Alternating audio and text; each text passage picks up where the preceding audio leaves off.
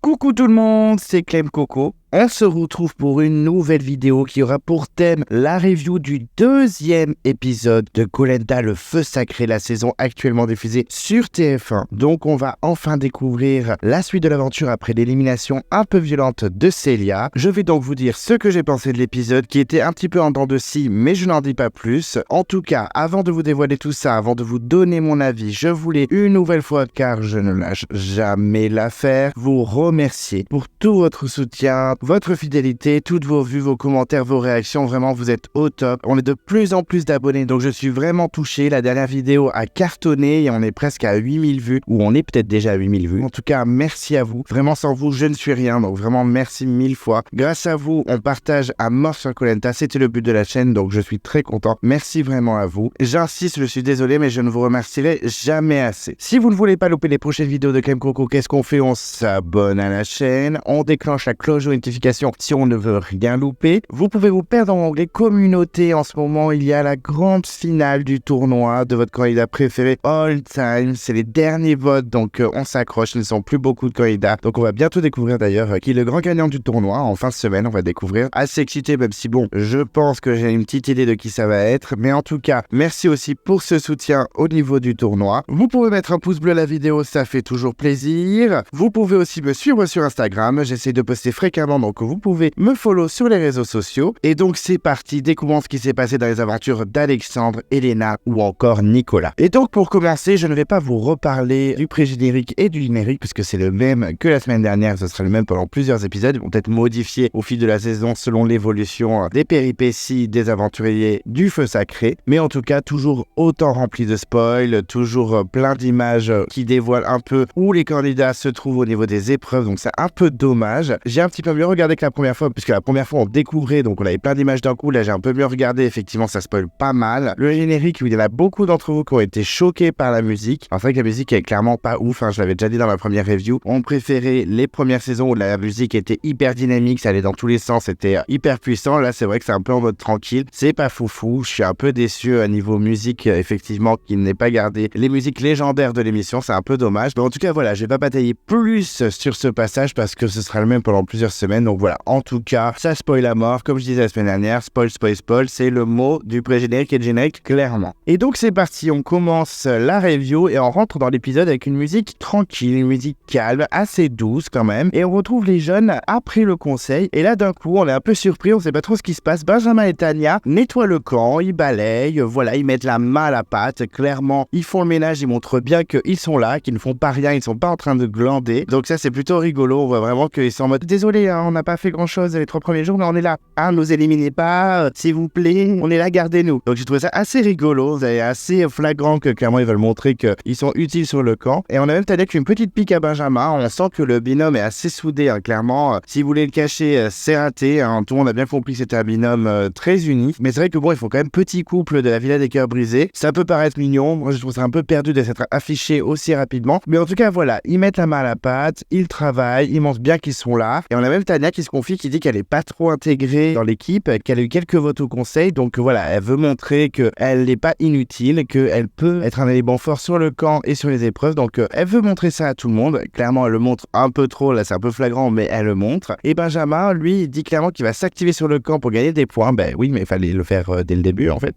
Benjamin, parce que vraiment il ne veut pas être inquiété à chaque conseil, ce que je comprends. Après il n'était pas forcément inquiété, il y avait quand même Célia et Tania qui étaient plus visées que lui, mais je peux comprendre, hein, si les deux filles sautent, après c'est le prochain. Donc il veut pas être inquiété, il dit même qu'il subit l'aventure. Ah d'accord, bon carrément ça fait 4 jours et c'est déjà au bout de ta vie, ok. Il pensait être vraiment meilleur, il est un peu comme il dirait désillusionné, donc je ne sais pas si ce mot existe, hein, clairement, mais bon, Benjamin réinvente la langue française apparemment, mais pourquoi pas. En tout cas, s'attendait à être beaucoup plus fort et c'est pas le cas. Effectivement, il est pas incroyable, mais il est quand même soulagé que Tania soit pas sortie, hein, parce qu'elle avait quand même quelques votes. Il dit clairement que c'est son binôme et il veut pas la lâcher, et Et en tout cas, tous les deux vont tout donner sur le camp et sur les épreuves pour montrer que ce ne sont pas des targets faciles et qui sont utiles à l'équipe. Les jeunes sont quand même un petit peu au bout de leur vie. On a même Denis en off qui dit que c'est le 4e jour et que c'est un cap à passer apparemment dans l'aventure, que je ne savais pas. Merci Denis pour cette information. Et ils disent clairement qu'ils ont faim, qu'ils sont au bout de leur vie. En plus, ils n'ont pas le feu. Et ils voient même des petits requins. Alors moi, j'aurais été en mode, ok, effrayant, ils vont nous mordre. Je serais en panique totale, je n'irai plus dans l'eau. Parce que je suis une petite flippette des requins, des araignées et compagnie. Je suis en mode grâce, clairement. Mais eux, ils réfléchissent un peu plus que moi. Et ils se disent, s'il y a des requins, c'est que forcément, il y a des petits poissons. Il y a des choses à manger. Sinon, ils seraient pas là, les requins. Ce qui n'est pas bête. Hein. Franchement, c'est pas bête du tout. Merci de nous avoir donné cette information. Et effectivement, ils se disent, s'il y a des requins, on peut pêcher. Donc, il faudrait choper quelques poissons. Et comme dirait Nicolas, les manger un petit peu en mode sushi. C'est très bon. Ça va pas tuer quelqu'un. Au contraire, ça leur donnera des forces, des protéines. Donc, voilà, ils n'ont pas le feu. Donc, des poissons en mode sushi, ils ne diraient pas non. Ensuite, on part chez les rouges et on a Alex qui râle. Donc, ça m'a buté vraiment. Alexandre, c'est un peu moins. Je pense que je serais sur le gauche, je serais en mode comme lui. En mode, je vais faire 1000 stratégies parce que je regarde grave Survivor. J'ai envie de retourner le game à chaque fois. Et un peu en mode, je râle un peu contre tout le monde. Dans les interviews, je suis un peu bitchy, je clash tout le monde. Je serais un peu comme lui. Je pense qu'Alexandre, on se ressemble beaucoup sur ça. Mais en tout cas, il râle. Bon, c'est pas surprenant. Il a beaucoup taffé sur le bois. Donc ça fait plaisir. Au moins, il se bouge. Ça, on va pas lui enlever. Il dit qu'il y a clairement un manque d'organisation sur le feu. Et il précise même qu'il est en train d'observer les gens qui l'aident et les gens qui l'aident pas pour pouvoir les tacler plus tard. Ok.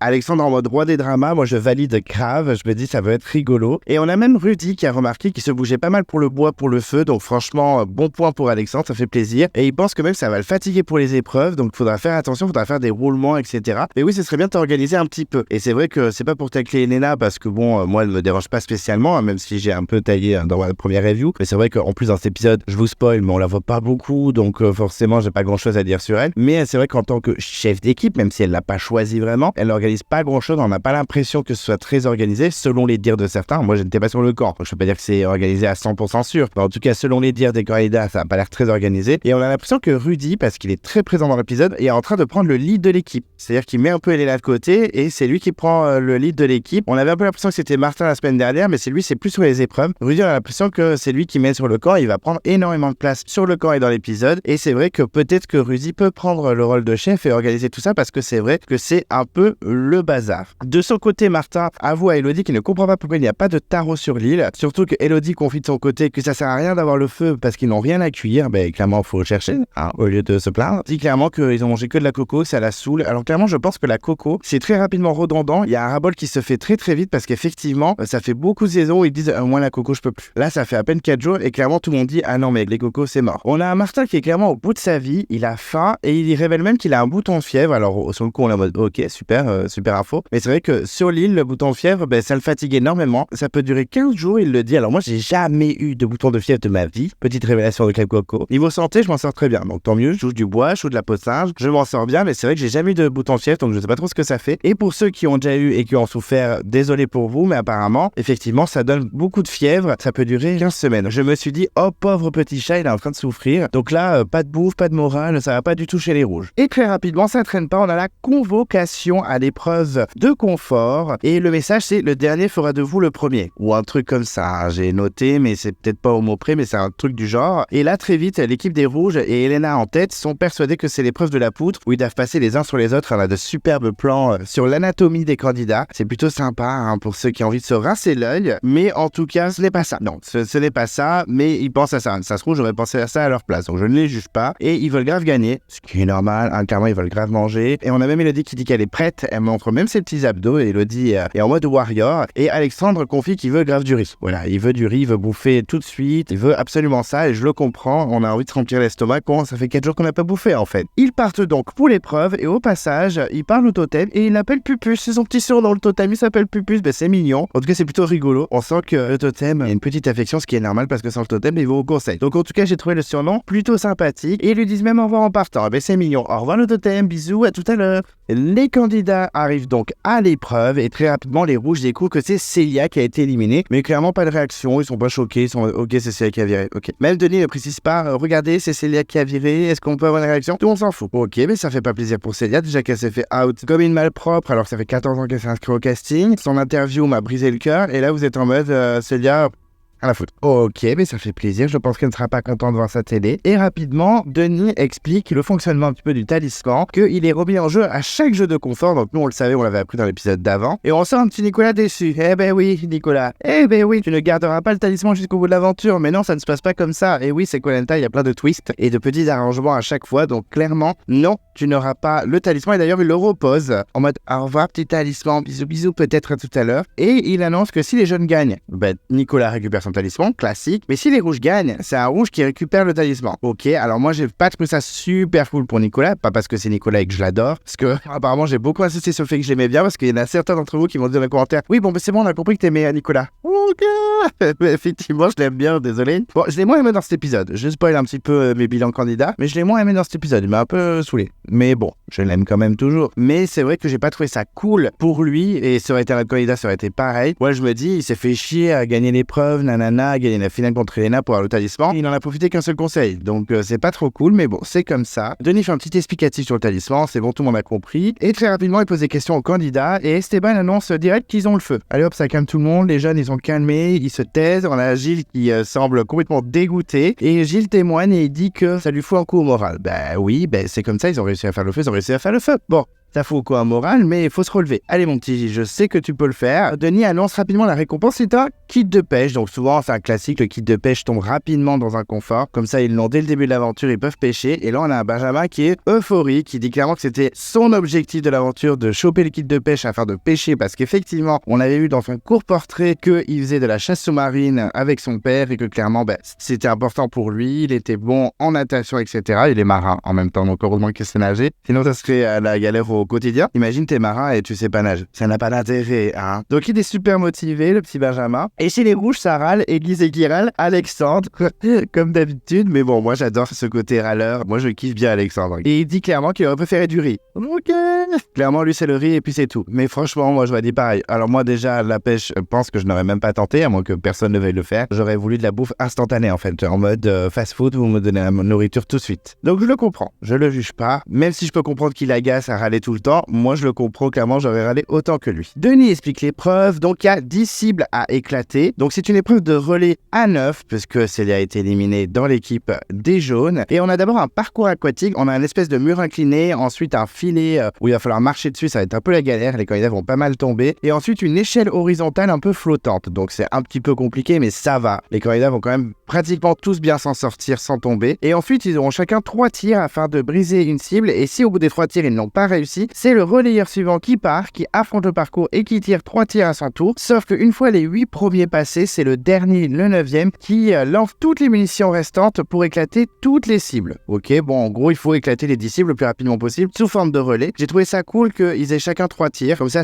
laisse la chance à tout le monde. On n'a pas un mec qui tire pour tout le monde et qui fracasse tout, parce que souvent on avait ce genre de choses. Genre un candidat qui fracasse tout pour toute l'équipe et bravo, l'équipe a gagné. Mais non, en fait, c'est ce candidat qui a gagné. Un peu comme quand Dorian avait éclaté les poteries pour tout le monde et en gros, c'est l'équipe des jeunes qui a gagné, mais non, c'est Dorian qui a gagné pour les jeunes, comme dirait Adja. Donc j'ai trouvé ça cool qu'il y ait une histoire de relais avec 3 tirs pour chacun. Et pour l'équité, les filles de l'équipe rouge vont tirer les boules pour savoir laquelle ne va pas participer, et c'est malheureusement Elodie qui a tiré la boule noire. Donc elle est clairement dégoûtée. Moi aussi j'étais un peu dégoûté, je voulais la voir à l'œuvre. Elle est clairement au bout de sa vie, elle dit qu'elle est venue pour les épreuves, donc c'est clairement frustrant pour elle, je comprends. Et ensuite ils doivent se concerter pour savoir qui serait le dernier relayeur qui va tirer au maximum pour éclater les 10 cibles. Alors on va pas comprendre tout de suite. Pour Rudy c'était bon, c'était assez compréhensif que ça allait être lui, mais chez les jeunes on n'avait pas tout à fait compris. Apparemment ça va être Frédéric, et effectivement c'est Frédéric. Et au niveau des discussions, il n'y a personne qui s'est trop imposé, ça a été assez limpide et assez rapide, donc c'est cool pour eux. Il n'y a pas eu de petits clashs ou de petits désaccords, ils ont enchaîné, ils ont choisi rapidement leur dernier relayeur. Et donc l'épreuve commence et on a Clémence et Martin qui partent pour leur équipe, et ils sont assez rapides, ils enchaînent les obstacles. Alors Martin est plus rapide et plus efficace et prend une petite avance pour son équipe. Clémence patine un peu, je trouve, je m'attendais à ce qu'elle soit un peu plus guerrière étant donné sa performance sur le parcours du combattant dans le premier épisode, mais franchement ça va quand même, hein. Je pense pas que je ferais mieux qu'elle. Martin enchaîne pas mal les obstacles, hein. Il y a 3 obstacles, il les enchaîne assez facilement, et il arrive au premier au stand de tir et il lance rapidement et il casse une cible, donc il marque 1 point pour son équipe. Les rouges mènent avec 1 point, et Clémence de son côté marque aussi à son tour et elle égalise pour son équipe, donc on a vraiment 1 point partout. Chapeau à eux deux, ils ont été efficaces. Ensuite c'est Elena chez les rouges et Tania chez les jaunes. Les rouges sont devant clairement, Elena est une machine machine sur les épreuves. On peut lui reprocher d'être un petit peu chiant sur le camp, etc. Mais clairement, sur les épreuves, elle est efficace. Alors que Tania galère vraiment. Elena arrive très rapidement au stand de tir. Elle casse direct une cible. Elle est vraiment colère. Donc, elle donne une avance à son équipe. On a 2 chez les rouges et 1 chez les jaunes. Tania, par contre, sur le parcours, c'était un petit peu un massacre. Et même au niveau du tir, elle l'a loupé. Donc, c'était pas vraiment ouf sur les épreuves. Je m'attendais un petit peu plus une machine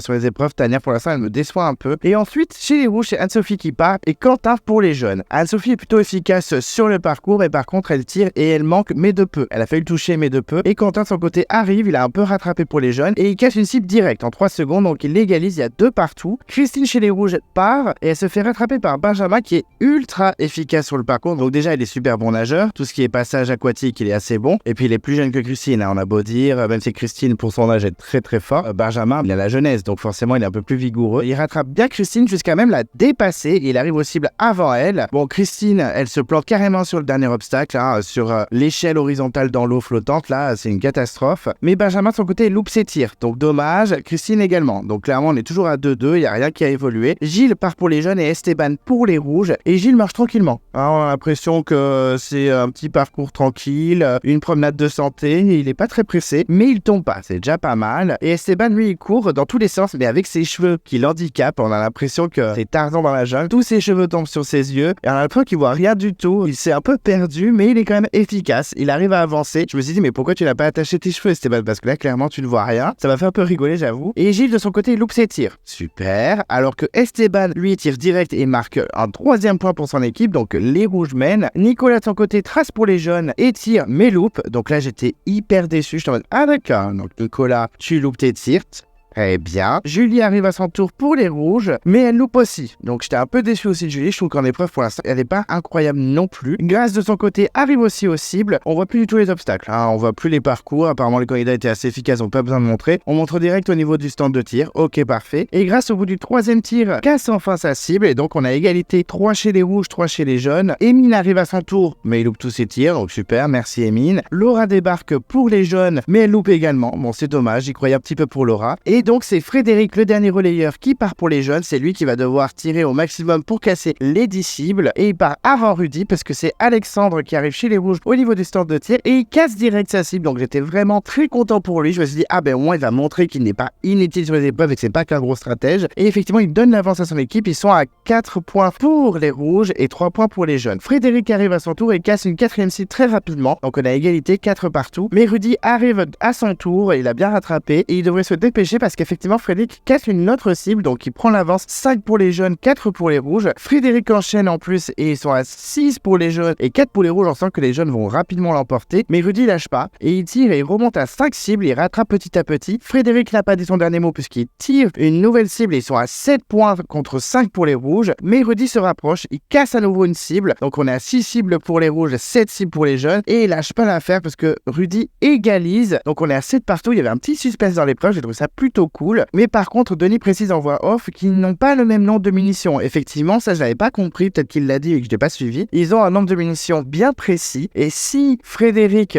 n'a plus de munitions et ses cibles ne sont pas encore cassées, il doit attendre que Rudy finisse ses munitions et quand les deux ont plus de munitions et s'ils n'ont pas encore tiré les 10 cibles, on leur donne de nouvelles munitions. Donc moi ça j'ai pas trop compris délire. Moi dans ma tête c'était plutôt si Rudy à la fin de ses munitions il a plus de points que Frédéric, ben il fait gagner son équipe. Moi c'était plus logique. Mais bon non, il faut vraiment casser les 10 cibles ou rien. Donc il y a pas genre t'as plus de points et t'as gagné. Donc j'ai pas trop compris le délire. Moi j'aurais plus fait selon le nombre de munitions, ben si t'as plus de munitions tu peux plus tirer. Et si Rudy a 8 ou 9 points, eh ben il l'emporte. Mais bon, ils ont pas voulu faire ça très bien. Et d'un coup Frédéric a fait tous ses tirs, il a plus rien donc il doit attendre. Il a 7 points et il est égalité avec Rudy. Est-ce que Rudy va prendre l'avantage? Rudy a encore lui de son côté quelques munitions et il marque effectivement. Il marque 8 points pour son équipe face à 7 pour les jeunes et on sent qu'il a le temps. Il va prendre le temps vraiment de tirer pour marquer les 10 points et effectivement il tire tranquillement et il marque un 9e point pour son équipe. Donc on y croit, ça se trouve il va avoir ses 10 cibles sans recharger les munitions. Ce serait plutôt cool, on a un petit suspense, un petit ralenti avec la musique très stressante. Il tire le dernier tir, il loupe au début et après il lance une nouvelle fois et il détruit la dernière cible et il remporte l'épreuve pour son équipe. Donc là c'était l'euphorie dans son équipe, ce que je comprends et j'étais très content qu'il marque parce que effectivement il n'y a pas eu de réapprovisionnement des munitions. Ça m'aurait clairement saoulé parce que je trouve que la règle était un peu bizarre. Donc les rouges sont hystériques, les jeunes sont très déçus, c'est normal parce que non seulement ils n'auront pas le kit de pêche, donc Benjamin doit être à 2 doigts de la dépression, et Nicolas perd son talisman. Donc clairement, le mec qui avait tout gagné en début d'aventure, là, ça commence un petit peu à s'effondrer autour de lui. Fred s'excuse auprès de ses camarades, mais les autres en mode non, on est une équipe, ok? Un peu en mode grâce de la semaine dernière. Hein. Clairement, à chaque fois qu'il y en a un qui prend le lead sur une épreuve et qui perd, il est en mode désolé, j'ai tout perdu, désolé. Et les autres ils sont en mode non, on est une équipe, c'est toujours le même refrain. On verra quand il y aura un peu plus de tension, peut-être que ce sera pas le même discours. Et donc Denis félicite les rouges. Rudy dit qu'il est très content, qu'il a eu confiance en lui et confiance en son équipe et qu'il a fait le job, ce qui est pas faux. Hein. Rudy, même si c'est pas ultra humble non plus, et ça la pète pas non plus, calmons-nous, mais en tout cas il a raison, et il a raison d'être fier de lui et de son équipe. Frédéric de son côté a grave la haine, ce que je comprends, il a la rage, il dit même qu'il va mettre du temps à s'en remettre, il est très déçu, il s'excuse à nouveau auprès de son équipe. Non mais c'est bon Frédéric, t'inquiète, on t'en veut pas, la dernière fois c'était Grâce, maintenant c'est toi, ça arrive, t'as pris une responsabilité, ça va pas marcher, on va pas non plus t'éliminer au prochain conseil, calme-toi. Donc pas de kit de pêche pour Benjamin, il est très déçu, mais il dit qu'il va se relever, hein, il va pas non plus s'apitoyer sur son sort, donc c'est plutôt cool, il est positif. Nicolas donc perd son talisman, j'avoue que j'étais un peu triste pour lui, moi qui l'aime bien, même si dans cet épisode j'ai moins aimé, mais je l'aime bien quand même, je le soutiendrai, peut-être pas jusqu'au bout selon ce qu'il fait, mais en tout cas pour l'instant je le soutiens. Donc j'étais un peu triste pour lui, j'ai trouvé ça un peu dur. Je me suis dit merde, ça fait chier, lui qui partait bien, mais on lui enlève le talisman des mains. Mais c'est les règles, voilà, c'est comme ça, c'est la vie. Et il doit rapidement choisir quelqu'un chez les rouges qui pourrait avoir le talisman. Et moi je me suis dit direct qu'il va prendre Elena, ça va être réglé vu qu'elle était chef d'équipe comme lui, il comprend sa position, je me dis il va choisir Elena. On a une petite pub entre temps, effectivement, petit suspense. Je me suis dit qu'elle allait être fair play, choisir Elena, et pas du tout, il choisit Rudy. Donc j'étais vraiment en mode ok,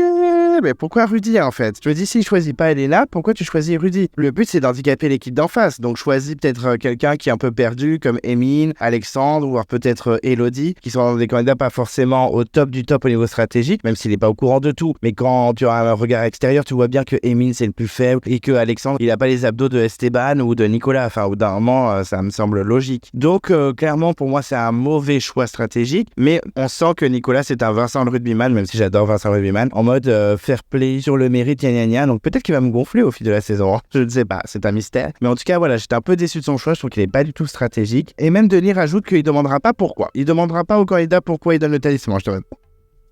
Très bien, on ne saura pas pourquoi, c'est bien dommage. Je pense que c'est clairement parce qu'il trouve que c'est au mérite et que c'était l'homme fort de l'épreuve et puis c'est tout. Hein. Et Rudy de son côté est très heureux. Il n'est pas surpris parce qu'il sait que voilà, Nicolas c'est quelqu'un de droit et qui marche au mérite. Donc clairement on est tous d'accord, même Rudy est d'accord avec nous. Donc il n'est pas étonné du choix, il le remercie. Donc ça fait plaisir. Rudy récupère le talisman. Les rouges, toute l'équipe récupère le kit de pêche, ça va faire du bien. Les jeunes sont déçus. Après 2 défaites qui s'enchaînent, c'est un peu dur et ils repartent tranquillement sur le camp. On débarque chez les rouges et Rudy dit qu'il a le totem. J'ai le totem. Non, tu n'as pas le totem, tu as le talisman. Et oui, mais on a le totem et j'ai le talisman. Il y aura beaucoup de lapsus, le petit Rudy, en mode j'ai gagné, je veux dire l'équipe a gagné. On en reparlera tout à l'heure, mais il a effectivement beaucoup de lapsus dans l'épisode. Ça pète un petit peu le Rudy. Là, clairement, il est en mode over the top. Non seulement il a fait gagner l'épreuve pour son équipe, il a le talisman, il a le kit de pêche. Pour l'instant, un Rudy qui se sent pousser des ailes, clairement. Mais bon, il a raison aussi. Il faut un petit peu se booster, il faut un petit peu s'auto-congratuler pour avancer un petit peu. Donc c'est bien, il se la pète, mais c'est bien. Esteban, lui, il est très content pour l'équipe. Hein. Vraiment, Esteban, très gentil. Ça allait mieux dans cet épisode. Moi, j'étais pas forcément fan dans l'épisode d'avant, mais là, ça va mieux. Je le trouve un peu plus feel good. Il a toujours été feel good, mais là, ça va un peu mieux entre lui et moi. Voilà, notre relation se passe beaucoup mieux. Et Alexandre, lui, il est mitigé. Alors, lui, il me bute à chaque fois, mais moi, je suis tellement comme lui. Toujours un petit peu à râler, toujours un petit peu à me méfier, toujours un petit peu à se dire ouais, ça, je suis pas d'accord. Ça me plaît pas trop. Je suis un peu comme lui. Donc, il m'a fait beaucoup rigoler quand il a dit ça. Mais en même temps, il a raison. Il a raison parce que Rudy, voilà, il peut foutre le bordel dans l'équipe d'en face. C'est vrai, en sauvant par exemple Tania et Benjamin, dont il est assez proche, mais il peut aussi mettre des bâtons dans les roues dans la stratégie d'Alexandre. Donc c'est vrai qu'il est pas très fan et je comprends. Surtout que lui, il voulait sortir Elena et il est pas sûr que Rudy allait suivre le mouvement. Donc il espère vraiment que Rudy ne va pas mettre des obstacles dans sa stratégie. On verra bien, mais en tout cas, Alexandre est toujours autant réfléchi. On sent qu'Alexandre, il regarde Survivor, il est en mode stratégie plus, parce que dans Survivor, une candidate comme Elena, je sais pas si elle fera un long feu, hein, clairement. Alors peut-être, elle peut surprendre, mais c'est vrai que ce genre de candidate dans Survivor, ça sort rapidement parce que force en épreuve et caractère entre guillemets difficile qui passe pas avec grand monde. Donc honnêtement, je pense que Alexandre est un fan de Survivor, ça ne m'étonnerait pas. Et Rudy de son côté, il est conscient du pouvoir du talisman. Il annonce rapidement qu'il protégera Tania s'il va au conseil des jeunes, car il aime bien, il la considère comme une petite nièce. Voilà, il l'a aimé dès le début, ils se sont entendus très rapidement. Et de plus, Rudy explique que les tâches sont réparties. Voilà, on sent qu'il est au top de son équipe et il lead un peu le truc. On n'a même pas l'impression que ce soit Elena qui est lâchée d'équipe, on sent vraiment que Rudy prend un petit peu les rênes de son équipe et décide de partir à la pêche avec Elodie. Mais clairement, il avoue rapidement que c'est un pêcheur du dimanche, que c'était pas le meilleur choix pour pêcher. En plus, il galère avec ses chaussures, c'est une catastrophe. On a Elodie qui se retrouve à faire porteuse de chaussures de Rudy. C'est un fiasco. Il dit qu'on verra ce que ça donne la pêche, mais il n'est pas très optimiste et effectivement... c'est la galère, quoi. C'est pas foufou. Et à ce moment-là, je me disais, on voit beaucoup Rudy dans l'épisode quand même. Je sens que Rudy va prendre une grosse place dans l'aventure. Je m'avance un petit peu. Je me dis même qu'il peut aller très très loin, voire potentiellement remporter l'aventure parce qu'il a un montage plutôt cool. J'anticipe peut-être un peu trop en disant ça, mais c'est vrai qu'il a quand même une très très bonne image et on le voit énormément. Dans le premier épisode déjà on l'avait vu pas mal et là dans cet épisode on l'a vu énormément, donc je me dis Rudy est potentiel gagnant, peut-être. Bon, en tout cas il est à la pêche avec Elodie et il tire avec le fusil à harpon tranquillement et à force il chope un petit poisson. Alors c'est qu'un petit poisson mais c'est un bon début et en tout cas il est volontaire, il a pêché des trucs, c'est plutôt cool, même s'il est un peu dur avec lui-même en disant que c'est pas un grand pêcheur et que voilà il est pas fou, etc.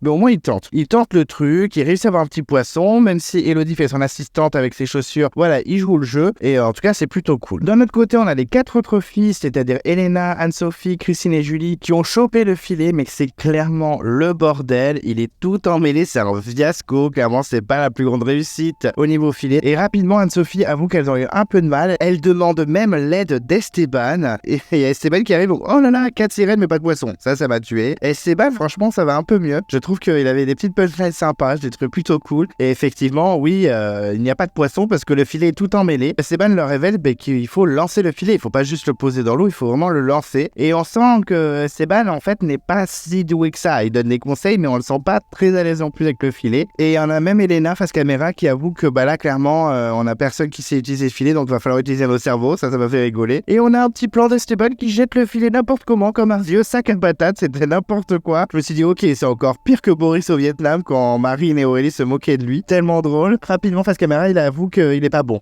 au niveau du filet. Ben oui, c'est pas la peine de me préciser, on l'avait deviné.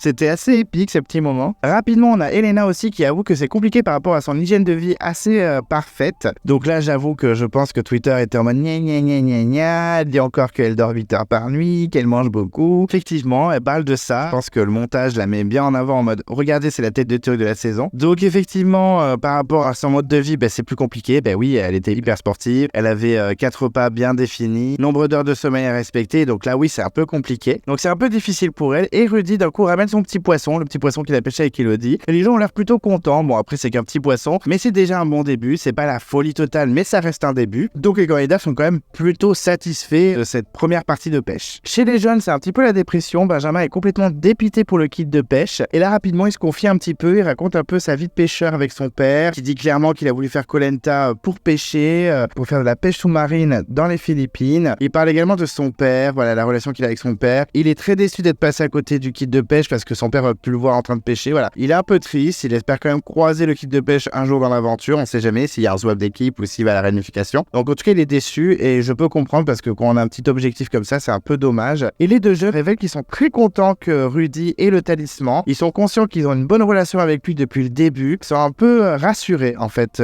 que Rudy ait le talisman. Ils pensent qu'il peut clairement les sauver s'ils sont en conseil. Et ça, c'est vrai que c'est possible parce que c'est vrai que Rudy direct, il a dit bon, sauf Tania, cash. Ils sont pas sûrs à 100%, mais ils sont quand même optimistes. Et Tania, face caméra, balance sur Nico en disant que son choix était 0 en stratégie, mais je suis assez d'accord avec elle parce que Rudy est clairement proche des deux jeunes, alors que s'il avait choisi Emine ou Alexandre considéré entre guillemets comme faible, il a handicapé l'équipe d'en face. Donc c'est pas un très très bon choix et je suis complètement d'accord avec elle. Même si j'aime beaucoup Nicolas, là c'était n'importe quoi son choix. Dès qu'il a choisi Rudy, j'étais un peu surpris. À la limite, Elena, ça aurait été pas mal parce que même s'il le sait pas, elle est très menacée, donc ça aurait pu foutre le bordel. Mais Emine et Alexandre, ça se voyait que c'était pas forcément les candidats les plus forts et les moins menacés. Ça se voyait que ils pouvaient sortir dès le prochain conseil. Donc c'est un peu bête de sa part, je suis assez d'accord. Et rapidement, tous les autres jeunes font le même constat auprès de Nicolas et Frédéric en tête. Nicolas découvre l'affinité de Rudy avec Tania et Benjamin, très bien. Il se réveille, Nicolas n'est pas capable de déceler ça. Vu tout le monde sur le camp qui avait compris que Rudy était proche de Tania, je me demande où Nicolas était. Est-ce qu'il était sur le camp? Parce que ça fait beaucoup de monde qui sont au courant quand même, quasiment l'intégralité de l'équipe jeune. Donc un peu surpris que Nicolas soit pas si observateur que ça, donc c'est vraiment peut-être qu'un candidat que sur le mérite et sur les épreuves et voilà. Peut-être que c'est pas un candidat si foufou que ça, peut-être que je me suis emballé. Je l'aime quand même, mais c'est vrai que j'ai moins d'hystérie que le premier épisode, je vous avoue. Et du coup ça le fait rire et Face Caméra dit ça va être une usine à gaz. Oui mais t'as foutu un gros bordel alors que si t'avais sauvé même Elena, Emine Emeline ou alors Alexandre, là, ça aurait foutu bien le bordel. Là, ça aurait été rigolo. Là, j'avoue que Rudy...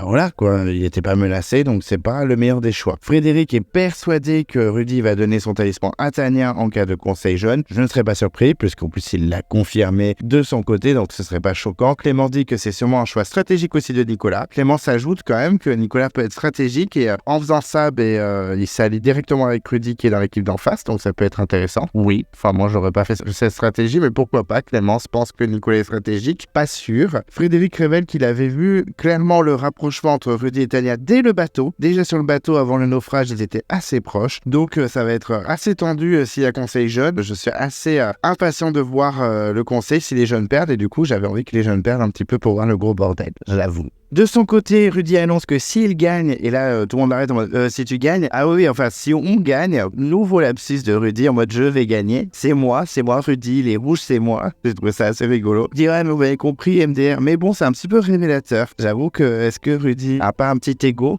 Est-ce que ça va se révéler au fil de l'aventure? Peut-être. Mais il annonce que si l'équipe gagne, il choisira Tania. Il le dit à tout le monde et tout le monde est assez d'accord. J'étais un peu surpris qu'ils en parlent aussi ouvertement, mais dans cet épisode, ils vont beaucoup trop parler, je trouve, les candidats. Alexandre souligne même que Benjamin est bon nageur, donc pas forcément menacé par rapport à Tania. Donc il a dit, ouais, vaut mieux Tania. Donc Alexandre est plutôt d'accord avec Rudy. Et il lui conseille par contre de bien écouter le conseil de A à Z, parce que vraiment, il peut se passer des trucs et il peut changer de choix finalement. Peut-être que Tania ne sera pas menacée. Bon, je pense que si quand même, mais imaginons qu'il se passe quelque chose sur le camp, on sait jamais. Il décide donc de se partager le mini poisson pêché par Rudy. Rudy dit clairement que lui, il n'est pas fan du poisson. On est en mode, ok, c'est toi qui l'as pêché et tu es pas fan, très bien. Et ça lui rappelle les repas chez sa mère. Il dit, bon, quand c'est ma mère, c'est ma mère, donc je la respecte, je le mange. Mais je suis pas fan, je préfère manger autre chose. Et là, il se sent comme chez sa mère, sans le confort. Bon, mais clairement, au moins, ça lui rappelle un petit peu chez lui. C'est un peu sa Madeleine de Proust, les petits poissons. Même s'il n'est pas fan, écoutez, ça rappelle un petit peu de souvenirs, ça fait plaisir. Mais les autres candidats, eux, le poisson, ils aiment bien. On a Émine qui aime bien, Anne-Sophie et Martin aussi qui précisent qu'ils sont très heureux de manger le petit poisson, que c'est très bon. On a même Martin qui est très positif en disant qu'ils ont tout, la cabane, le feu, le poisson, enfin bref, ils sont au taquet. Et on a Alexandre qui lui veut dévorer le poisson en entier, de la tête à la queue. Eh ben très bien Alexandre, fais-toi plaisir. Bon, vu la taille, c'est pas fou non plus quand même, mais ça fait plaisir quand même. Chez les jeunes, maintenant, c'est le feu qui est au centre des activités. Effectivement, tout le monde se démène pour avoir enfin le feu. On a Gilles, Quentin et Frédéric en tête qui s'acharnent pour avoir le feu. Et là, il y en a vraiment toute l'équipe qui sont autour d'eux. Tout le monde veut le faire. On a même l'équipe qui commence à péter un câble et qui décide de chanter pour convoquer le feu. Sauf qu'ils chantent une chanson de Claude François. Alors moi, clairement, je vous révèle, je n'aime pas forcément Claude François. Je le déteste pas, mais je suis pas hystérique. Donc les candidats chantent ça autour de moi, je suis en mode, vous êtes sérieux?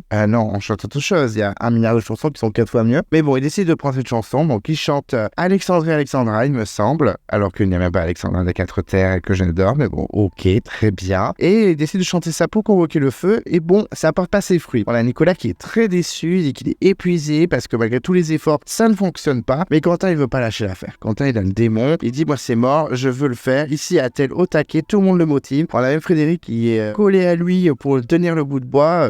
C'est un peu bizarre ce que je dis, mais c'est un peu ça. Et donc, vraiment, tout le monde est autour de lui. Et d'un coup, il y a de la fumée. Donc là, c'est la folie. On a Grâce qui se jette dessus et qui souffle pour attiser la flamme, pour vraiment qu'elle apparaisse. On y va. Il n'y a pas de fumée sans feu, donc on est au taquet. On a Frédéric qui l'aide. Et d'un coup, bam, bam, bam, la première flamme du camp jeune arrive. Enfin, ça y est, elle apparaît. Donc là, ils sont tous contents, ils sont tous hystériques. On sent d'un coup le groupe hyper soudé, vraiment ému. C'est beaucoup d'émotions sur le camp d'un coup. Gilles est hyper content, c'est vrai que lui, il était au taquet sur le feu, voilà, il voulait vraiment que ça se fasse. Il était dégoûté que les rouges l'aient, donc vraiment, ça le rebooste, il est vraiment content. Grâce de son côté, elle est aussi très contente, comme Quentin, ils vont enfin pouvoir manger. D'un coup, il parle de l'arbre à pain de Nicolas, et Quentin dit clairement, bon, il nous a vendu du rêve avec son arbre à pain, il y a intérêt que ce soit bon, parce que sinon je vais péter un câble. Et c'est vrai que Nicolas a vendu du rêve, il explique même comment il faut le cuisiner, comment on le mange, etc. Donc moi, l'arbre à pain, j'en avais jamais entendu parler. Je sais pas si dans Koh-Lanta, ils en ont déjà mangé, mais c'est la première fois que j'en entends parler, ou alors j'ai pas suivi.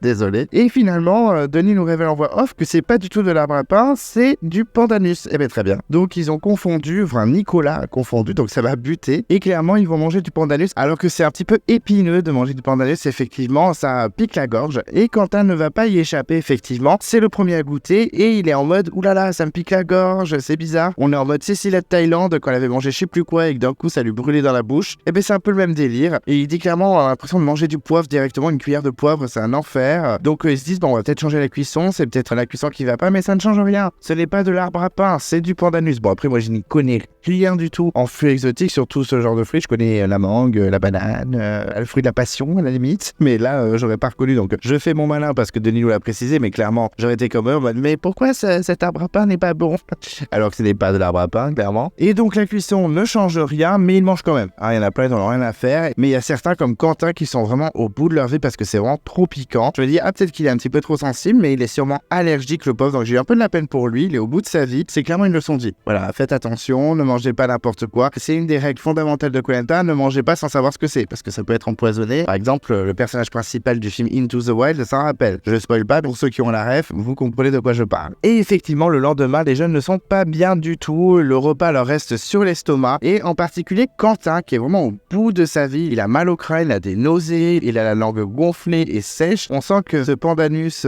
caché sous un costume d'arbre à pain a été fatal pour lui, et il parle même du fait qu'il va peut-être pas faire des preuves. Carrément, on va perdre Quentin. Alors non, on va pas le perdre parce qu'on a eu des spoils dans le générique, on sait qu'il va pas sortir dans cet épisode, mais j'étais en mode, mais c'est une blague, un peu choqué que Quentin soit aussi touché. Nicolas essaie de rebooster les troupes en disant faut y aller, c'est vrai que là, ils font le constat qu'ils sont épuisés, ils sont vraiment au bout de leur vie, ils n'ont rien mangé à part du pandanus piquant super. Gilles dit qu'il en peut plus de la coco. Voilà, il a même hésité à manger une mouche qu'il avait vue sur sa jambe tellement qu'il est au bout de sa vie, il en peut plus, il dit le coco c'est mort. Et là on a un petit portrait de Gilles. Ah d'accord, donc clairement Célia n'a pas été respectée puisqu'elle a été éliminée, elle n'a pas eu de portrait. On a un portrait de Gilles un peu plus long, j'étais un peu surpris, je m'attendais à ce qu'il n'y ait plus de portrait dans la saison. Et finalement si, bon après c'est pas un portrait de ouf, c'est un portrait assez classique, mignon mais pas transcendant. On voit que voilà, il va reprendre la ferme de son papa, qu'il va reprendre le flambeau, on voit un petit peu sa femme et ses enfants, c'est pas ouf comme portrait, mais au moins voilà, un petit portrait de Gilles, c'est vrai qu'on le voit pas beaucoup, je trouve, c'est un de ceux qu'on voit le moins, ok écoutez ça fait plaisir, mais c'était pas transcendant non plus. Mais un peu surpris qu'il y ait son portrait, étant donné que Célia n'a pas eu son portrait. Est-ce qu'elle va peut-être revenir dans l'épisode? Spoiler. Non. Et rapidement, la convocation à l'épreuve d'immunité débarque. Alors, le message, je ne l'ai plus exactement en tête, mais clairement, ça annonce l'épreuve des flambeaux. C'est vrai qu'il n'y a aucun candidat qui a dit « Ouais, c'est l'épreuve des flambeaux, c'est sûr ». Mais clairement, on l'a vite compris, nous, en tant que spectateurs, surtout qu'on avait vu quelques images dans le teaser, on a été un peu aidés. Et Nicolas pousse son équipe en disant qu'il faut la gagner, il faut tout arracher. Tania dit clairement « Oui, il faut la gagner ». Face caméra, elle dit clairement « Surtout pour moi », parce que clairement, je pense que c'est moi qui dégage. Mais moi, j'avais envie qu'ils aillent au conseil pour que Rudy fasse « Je protège Tania ». Ça aurait été trop la base. Et les jeunes partent motivés à l'épreuve, et Frédéric en tête qui booste à chaque fois son équipe d'un cri de guerre, il a vraiment la rage, il est surmotivé. Arrivé à l'épreuve d'immunité, on reconnaît direct l'épreuve des flambeaux. Et c'est exactement le même système que les 4 terres, avec les petites pièces de bois à goupiller les unes avec les autres pour faire monter un petit flambeau jusqu'à la vasque. C'est clairement la même épreuve, donc moi j'avais bien aimé dans les 4 terres, donc j'étais plutôt impatient de voir ça. Denis annonce que les jeunes ont le feu, donc il spoil tout, hein, vraiment les rouges sont en mode « Ah d'accord, merci Denis de cette info, mais les jeunes ont le feu, tant mieux ». Quentin avoue que c'était un gros moment d'émotion, et ça je peux le comprendre parce que bon, ça faisait que 48 heures qu'ils essayaient, mais c'était quand même chiant de se dire que l'équipe d'en face l'avait et que eux ils galéraient. Donc ils étaient plutôt contents et que là ils sont prêts pour l'épreuve, et c'est parfait. Et rapidement, Denis explique l'épreuve, donc il faut embraser la vasque en premier, il faut donc aller chercher le feu à l'autre bout du parcours, il faut donc prendre le porte-feu qui est lourd et il y aura des obstacles à franchir, ça sera plutôt difficile. Et une fois qu'ils ont récupéré le feu et qu'ils ont retraversé ce parcours, ils embrasent une petite torche et ils la font monter sur un grand mur incliné comme dans les 4 terres avec des petits morceaux de bois agoupillés les uns avec les autres via une grande perche. Bon, c'est un classique, on la connaît un petit peu cette épreuve, elle avait été revisitée pour les 4 terres et c'est la même sauce, donc plutôt excité de voir ce qui va se passer parce que c'est vrai que ça avait été plutôt tendu dans les 4 terres, on a vu un gros suspense entre l'équipe des rouges et des jaunes, et effectivement on avait l'équipe des rouges, il me semble, qui était pas mal en tête, et rapidement l'équipe d'Alix avait bien rattrapé et l'avait emporté, donc j'espérais un peu de suspense. Ce sera pas trop le cas, mais bon, c'est pas grave. Au niveau de l'équité, les filles tirent à nouveau les boules, et là ça y est, Elodie se transforme en la nouvelle Stéphanie du totem maudit, elle tire la boule noire, donc j'étais en mode putain, mais 2 fois d'affilée, est-ce qu'elle va battre le record de Stéphanie? Elle avait combien de fois Stéphanie? 3 fois? 4 fois? N'hésitez pas à me le dire dans les commentaires, je ne me rappelle plus. Et là, vu l'heure qu'il est, puisque je m'enregistre juste après l'épisode, j'ai un peu la flemme d'aller chercher. Donc si vous mettez dans les commentaires, ça me ferait plaisir. Je crois que c'est 4 fois, non? C'est un enfer, Stéphanie Rokorger. Et en plus, quand elle a fait le tirage des boules au conseil face à Benjamin, elle a vu la boule blanche. Donc pour une fois qu'elle avait eu la main heureuse, donc tant mieux pour elle. Mais en tout cas, Elodie est la nouvelle Stéphanie, il n'y a pas photo. Et donc c'est parti, l'épreuve commence et les équipes embarquent le porte-feu qui fait quand même 50 kilos, grosse bête, le porte-feu, afin de récupérer le feu à l'autre bout du parcours. D'abord, il faut se déplacer dans l'eau, donc on a l'impression que c'est facile et qu'il y a juste à marcher, mais avec le truc de 50 kilos que tu portes avec 8 autres personnes, c'est un peu la galère, faut être coordonné, l'eau c'est chiant, etc. Donc c'est un peu relou. Ils sont au coude à coude, on sent que ça va être un match très serré. Ensuite, on a un premier obstacle, donc c'est un mur de cordage, donc il faut défaire les cordes. On a des poutres en plein milieu en plus, donc l'espace est assez restreint pour passer le porte-feu, c'est assez chiant. Et les jeunes sont plutôt efficaces, et j'ai l'impression qu'ils sont un peu plus organisés que les rouges. Ensuite, l'obstacle suivant, il faut passer au milieu de 2 murs de tronc, et il faut se relayer, et il faut être organisé pour bien passer le porte-feu sans le faire tomber. C'est un peu compliqué, mais si on est bien organisé et qu'on écoute une voix, ça peut le faire, mais à chaque fois c'est le bordel, tout le monde parle dans tous les sens. Mais en tout cas, on a l'impression que cette fois c'est les rouges qui sont bien organisés, ils passent devant les jeunes, une petite courte tête, mais ils passent devant les jeunes. Et ensuite, c'est le mur horizontal où il faut enjamber, hein. Souvent, je l'utilisais dans mon Koh-Lanta Seconde Chance quand il y avait un parcours du combattant ou un parcours de quelque chose. C'est un peu un classique. Et les rouges sont ultra efficaces, mais les jeunes ne lâchent pas du tout, il lâche rien, il les talonne et on a vraiment les candidats dans les équipes qui se boostent entre eux, donc c'est plutôt cool. Ensuite, on a un autre obstacle et c'est 2 murs à traverser avec un espace où on peut passer que le porte-feu. Les candidats doivent passer aussi, donc c'est un petit peu compliqué, c'est un peu plus complexe que juste balancer le porte-feu. Et les jeunes là sur cet obstacle, ils passent devant, donc on sent que c'est vraiment neck to neck, coude à coude, ça va vraiment être très serré. Et les rouges sont du coup un peu plus hésitants, donc ils perdent du temps. Et là d'un coup, les jeunes ont le feu, ils peuvent refaire le chemin en sens inverse, sauf que maintenant, en rajoutant le feu, etc., la petite structure qui tient le feu, ils sont à 90 kg. Je te dis, mais what the fuck, le petit truc qu'ils ont récupéré, ça fait 40 kg? Non, mais toujours plus colère. Donc, enfin, bref, ils doivent repartir avec le porte-feu qui fait limite le double du poids que l'aller. Donc, c'est un peu colère. Ça reste serré. Clairement, les deux équipes, ça reste serré. Mais les jeunes ne lâchent rien vraiment. Ils sont déterminés. Et là, on a Denis qui fait comme l'épreuve de la semaine dernière. Il commente en direct. Alors, je sais pas si c'est la première fois qu'il le fait. Peut-être qu'il le faisait avant vite fait, mais là, c'est vraiment vachement plus marqué. Et ça me fait vraiment passer à Jeff dans Survivor. Je trouve que c'est moins naturel, on a moins l'habitude. Alors il commande bien, hein, c'est son métier, il le fait très très bien, je critique pas du tout Denis. Et malgré tout, j'aime Denis jusqu'au bout. Mais c'est vrai que là, ça fait un peu bizarre.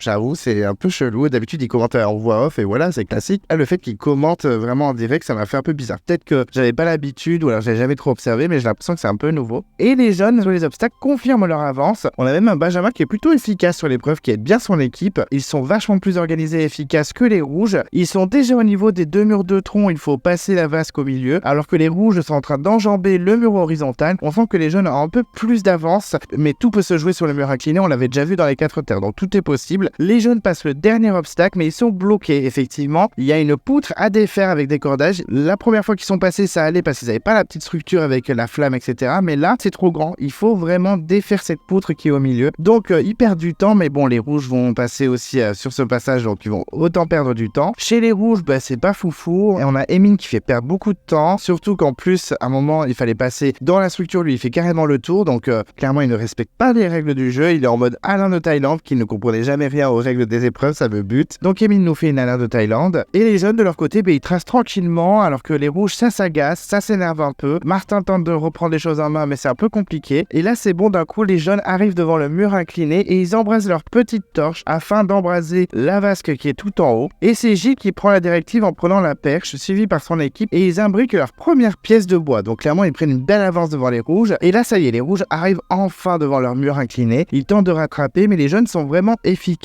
Surtout que Emile, à un moment, il prend le petit flambeau et il s'éteint sur le chemin. Donc clairement, il perd du temps à mort pour son équipe. Ça sent très mauvais pour Emile s'il perd l'épreuve pour le conseil. Et c'est vrai que de l'autre côté, les jeunes continuent leur ascension avec 2 pièces d'avance. Vraiment, ils sont au taquet, alors que les rouges, eux, ils sont moins précis. C'est un peu plus le bordel, ils sont moins organisés. On a déjà 3 pièces pour les jeunes, mais les rouges ont mis leur première. Donc il y a un petit espoir. Les jeunes mettent leur 4e. Martin dirige les rouges, mais c'est très compliqué quand même. Chez les jeunes, ça s'enchaîne. Il y a une 5e pièce qui est placée. Les rouges galèrent clairement, ils font même tomber leurs pièces, enfin c'est vraiment un fiasco. Quentin décide de prendre le lead chez les jeunes et ça fonctionne bien. C'est plutôt cool parce que la dernière fois c'était Grace, il me semble, qui avait pris le lead. Et là c'est Quentin, chacun à leur tour et c'est à chaque fois plutôt efficace, même si bon, la semaine dernière ils avaient perdu mais de peu. Et là c'est vraiment au taquet, Quentin est hyper utile, vraiment il est assez écouté et ça marche. Alors que les rouges, clairement c'est le bordel total, ils font tomber leurs pièces. Rudy il utilise une méthode trop chelou, il tape dans la poutre, du coup ça fait de grands à-coups. Les pièces elles tombent en 3 secondes alors qu'il faut être plutôt patient lent, tranquille, doucement, etc. Lui, c'est un gros bourrin, c'est pas du tout efficace. Les jeunes continuent dans leur lancée, vraiment, c'est belle performance. Il reste plus qu'une seule pièce, là on se dit que ça y est, c'est plié, les jeunes vont remporter l'immunité. Parce que les rouges, ça continue d'être l'hécatombe, les pièces tombent, Rudy continue de taper, ça me butait, c'était n'importe quoi, il tapait dans la poudre, ça n'avait pas de sens. Et les jeunes sont concentrés, on sent que ça peut se finir maintenant, ils peuvent l'emporter, mais la dernière pièce qui est plus petite que les autres, donc plus légère, et du coup ils doivent recommencer pour poser cette pièce, donc c'est un peu plus compliqué pour eux. Les rouges gardent l'espoir, ils lâchent pas, mais les jeunes sont vraiment efficaces, hein, on va pas se mentir, c'est vraiment impressionnant, et effectivement leur dernière pièce est placée, ils enflamment leur vasque et remportent pour la première fois une épreuve, et surtout que c'est une épreuve d'immunité, donc c'est vraiment cool pour eux, surtout cool pour Tania et Benjamin, même s'ils auraient été sûrement sauvés par Rudy, mais c'est quand même cool. Donc ça y est, les jeunes gagnent enfin leur première épreuve, les rouges sont plutôt déçus, mais ils se remettent en question, ils accusent pas les autres, ils se disent pas non on a été fort,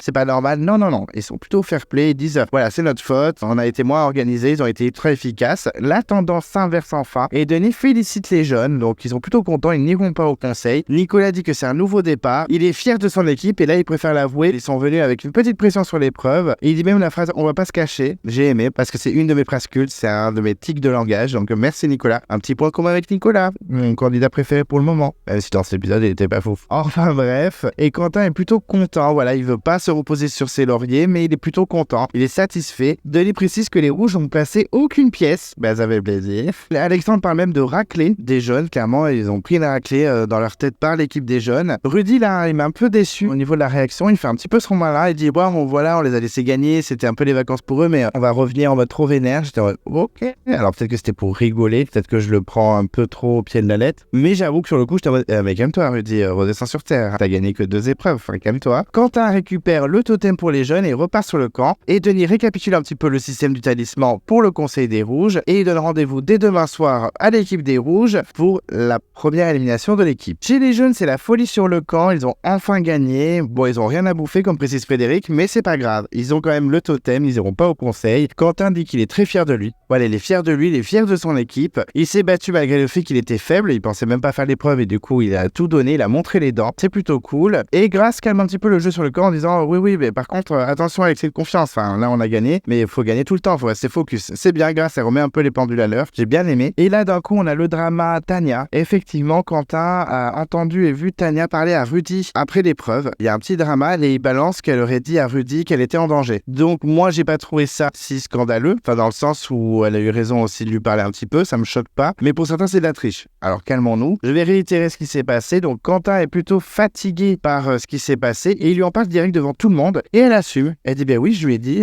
que je suis content d'avoir gagné parce que j'étais en danger. Les autres sont pas fans forcément de ce qu'elle a dit, on a même Grace, Clémence et Quentin qui se plaignent un peu de cette attitude. Nicolas aussi est pas fan du tout, il est vraiment en limite choqué, pour lui c'est de la triche. Je suis en mode mais calme-toi Nicolas, c'est pas non plus de la triche. Elle a juste communiqué à Rudy sur le fait qu'elle soit contente d'avoir gagné l'épreuve parce qu'elle était en danger. Alors certes c'est stratégique parce que clairement elle lui fait comprendre le prochain conseil avec ton talisman, sauve-moi s'il te plaît. Après c'est le jeu et c'est vrai que Quentin pense que c'est tirer une balle dans le pied, c'est pas faux. Peut-être qu'elle aurait dû être plus discrète. Et on a même Grace qui lui dit qu'elle a signé sa sortie en mode blague, mais je pense que c'est pas blague non plus. C'est une blague vite fait. Hein. Je pense que Grace le pense quand même. Tania se défend. Elle dit, mais clairement, oui, je l'ai fait, mais je suis dernière de l'équipe. Je sais que je vais sortir. Et rapidement, Grace la comprend. On a Grace qui fait, en même temps, elle essaie de se sauver, elle est dernière. Et là, il y a un petit quiproquo avec Nicolas qui est pas d'accord et qui lui dit, franchement, je suis pas trop d'accord avec toi. Donc finalement, il y avait bien un clash entre Grace et Nicolas. C'était Tania à la base qui était au centre du truc, mais effectivement le montage ne montait pas. Il y avait un petit clash entre les deux, ça m'a un peu triste parce que c'était un binôme que j'aimais bien et finalement c'est un binôme qui est en train d'un petit peu se détruire. Et effectivement il dit non c'est triché et tout, et Grace lui répond moi franchement je pensais que tu serais capable de le faire quoi. Et d'un coup Nicolas il fait un peu sa victime en disant d'accord c'est mon procès, mais pas du tout, elle lui dit juste pour gagner Koh-Lanta, je pensais que tu aurais été prêt à faire ce que Tania a fait, mais c'est de la triche, je suis pas un tricheur, gna. On a Nicolas qui le prend super mal, il est un peu vexé comme un fou. Alors j'avoue que là j'ai pas compris, surtout qu'il exagère un petit peu, il dit que Grace le traite de tricheur, il dit que Grace lui a dit qu'il serait prêt à tuer père et mère et tout, même Grace lui dit non mais j'ai jamais dit ça, non, mais je pensais que oui tu serais capable de faire ça pour gagner Koh-Lanta, c'est pas non plus une trahison de malade, tu dis juste à quelqu'un que t'es en danger, ça va, c'est pas non plus incroyable. Et petite discussion entre les deux, ils s'isolent tous les deux, ils discutent, on sent que voilà ils ont mis les choses à plat, mais que la relation s'effrite. Donc je suis un peu déçu parce que honnêtement j'aimais bien le duo, mais là Nicolas un peu relou, ok Grace elle lui a dit un peu sa vérité, elle pensait oui que Nicolas serait capable de faire le même coup que Tania, lui il a vachement mal pris, il a un peu exagéré les dires de Grace,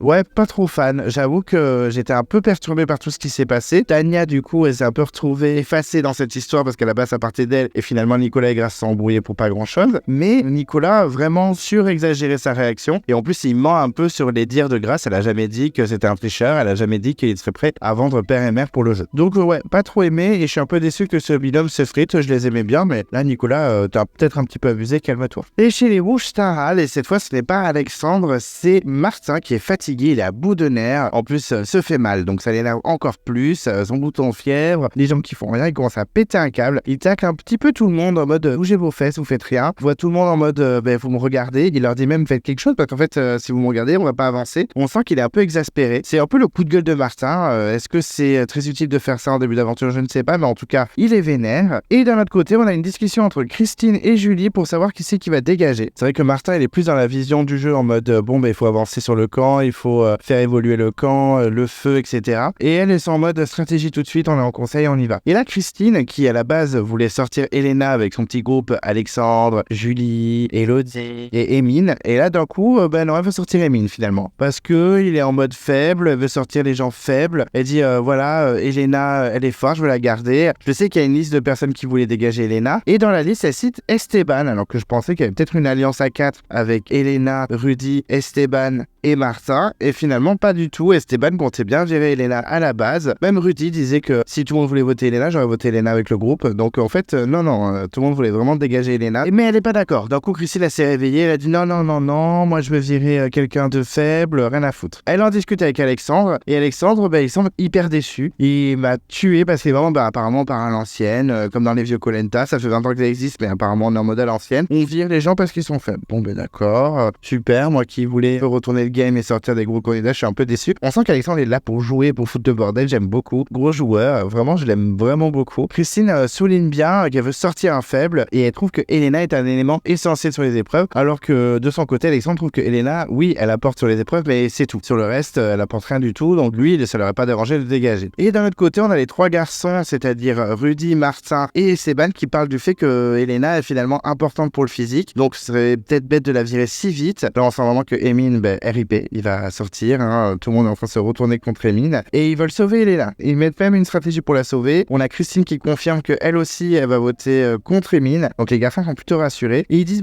ton talisman, au pire, tu le files à Elena au conseil, comme ça elle est sauvée, et Emine sort. Donc on sent qu'il va avoir pas mal d'embrouilles s'il fait ça, Rudy, il va avoir pas mal de bordel, et on se rend compte que vraiment, même si c'était pas flagrant dans le premier épisode, c'était acté pour absolument tout le monde de virer Elena au conseil. Et finalement, les gens se rendent compte que comme elle est forte sur les épreuves, elle est pas forcément sortable tout de suite, et ils veulent clairement finalement la sauver. Rudy, lui, de son côté, comme je le disais tout à l'heure, était prêt à voter Elena pour suivre le groupe, et finalement, s'il veut sortir Emine parce qu'il est plus faible, ça l'arrange limite. Et je me dis, mais c'est horrible si Emine va sortir, ça fera comme Célia. Célia, 14 ans de casting de koh elle se fait virer au bout de 3 jours. Emine, 20 ans de casting de koh elle se fait virer au bout de 6 jours. Et vous n'avez pas de cœur, en fait. Vraiment, c'est des gens, ça fait 30 ans qu'ils font des castings et vous les dégagez en 3 secondes. Vraiment trop de perfidie dans cette saison. Et puis d'un coup, il pleut comme jamais, donc c'est le drama. Martin l'avait prédit en plus. Quand il commençait à râler, il disait apparemment, ça inquiète personne qu'il y ait des nuages énormes et qu'il va pleuvoir, mais bon, il n'y a pas de souci. Et Martin est devant, effectivement, il pleut. Donc ils essayent de sauver le feu. Tout le monde se met à la tâche, tout le monde est au taquet. Et on a une Elena qui est hyper positive, comme d'habitude. Ça, on peut pas lui reprocher. C'est vrai que j'ai tendance un petit peu à la tacler, mais c'est vrai que là, elle est toujours en mode, ce sera une meilleure journée demain.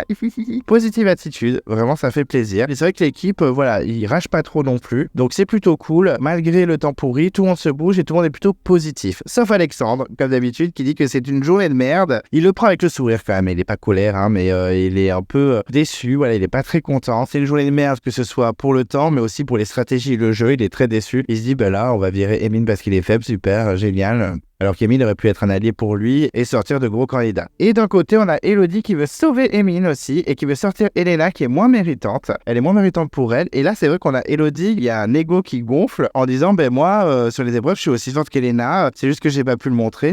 Donc si on la dégage, je pourrais remplacer Elena sur les épreuves et puis voilà, je vais montrer que je suis forte. Wow, alors c'est de belles promesses. Moi j'aime bien Elodie, je trouve qu'elle a des good vibes, mais j'avoue que là sur le coup je me suis dit, ah ouais, petit ego, est-ce que t'es sûr que tu peux être aussi forte qu'Elena sur les épreuves? Sur le parcours du combattant, tu l'as pas trop montré, donc à voir. J'avoue que j'ai mis un doute, même si je l'aime bien. J'avoue que sur le coup je me suis dit, Kamna, ça se trouve, tu vas être décevante sur les épreuves. On sent quand même qu'au niveau des votes, ça va se jouer entre Emine et Elena. Moi je m'en moque un peu des deux, donc que l'un ou l'autre sorte, je m'en moque un peu. Après j'avoue que si c'est Emine qui qui sort, je sais qu'Alexandre est très en danger la semaine suivante. Je serai un peu deg, mais bon, on verra bien ce qui se passe au conseil. La nuit porte conseil, il décide donc de se coucher avant le terrible conseil qui arrive le lendemain. Le lendemain, on est toujours chez les Rouges et c'est Alexandre qui prend la température auprès de Julie et elle dit clairement qu'elle veut voter Emine parce qu'elle veut une équipe forte. Alors là, on a Alexandre qui est décomposé, il est clairement dégoûté. Il est en mode, on retourne au vieux Koh Lanta, en mode mérite, sans surprise, pas de gros candidats qui sortent. On sent vraiment que lui, il veut foutre le bordel, il veut jouer vraiment, il veut sortir de gros joueurs directs. Et il espère clairement que Emine trouve un collier. Parce qu'il se dit, si on vote Emine et que Emine sort un collier, ça va être le bordel. Et effectivement, là, Emine qui cherche le collier comme un fou. Il s'offre même une journée nature et découverte, selon ses dires. Il sait que ça va être mort pour lui, qu'il va avoir grave de votes contre lui. C'est Alexandre qui lui a dit. Donc clairement, il est au courant. Il sait que c'est Christine qui a retourné tout le monde contre lui, donc il est très colère contre elle. C'est vrai que là, ils vont beaucoup parler, il y a vraiment zéro cachotterie. Et il va voir Esteban, il sait qu'il est proche d'Esteban, il l'apprécie beaucoup. Donc il va prendre la température auprès de lui. Et Esteban est très honnête, il lui dit qu'il est menacé. Et il révèle même qu'il peut potentiellement voter contre lui. Ah oui, d'accord, donc il y a vraiment zéro filtre, tout le monde se dit n'importe quoi. Oui, je vais voter contre toi. Ok, je vais faire une alliance contre toi alors. Donc pas très malin. Et c'est vrai qu'Emine est plutôt choqué et il propose de sortir Christine. Clairement, on sent qu'il lui en veut. Et il veut créer une égalité. Donc moi je trouve ça un petit peu dangereux, mais en même temps il a plus rien à perdre. Il dit au moins ce sera les boucs qui décideront et puis moi je vais faire une égalité contre Christine. Je veux vraiment tenter le tout pour le tout. Esteban n'a pas l'air très convaincu et face caméra Emine dit moi je veux sortir quelqu'un de petite taille, c'est pour ça que j'ai visé Christine. Bon, j'ai pas dit que j'étais de petite taille parce que moi ça mettait en danger aussi, mais bon, cette petite phrase m'a fait rire, mais clairement Emine même sans ça tu es en danger. Et c'est vrai que Emine tente le tout pour le tout et il retrouve même Rudy et c'est très marrant quand il se retrouve, il lui dit de lâcher sa machette et il dit moi je parle pas avec quelqu'un qui a une arme. C'était plutôt rigolo, on sent que Emine a quand même un petit peu d'humour même si on voit pas beaucoup à l'écran. Et Emine révèle à Rudy qu'il est grave en danger, qu'il est menacé. Et il révèle toute la stratégie qu'il y avait eu contre Elena. Donc j'étais en mode mais calme-toi, arrête de parler, tu parles beaucoup trop. Et que Christine l'a trahi. Donc clairement, il explique à Rudy qu'il a besoin du talisman, qu'il aimerait que Rudy utilise le talisman pour lui afin de sortir Christine. Mais Rudy lui dit mais non mais je vais l'utiliser pour moi. Et il lui dit mais t'es pas en danger, tout le monde t'adore, t'es le favori, tu fais rire tout le monde, t'auras zéro vote, je te l'assure, gna gna gna. Emine essaye de manipuler Rudy pour avoir le talisman. Mais Rudy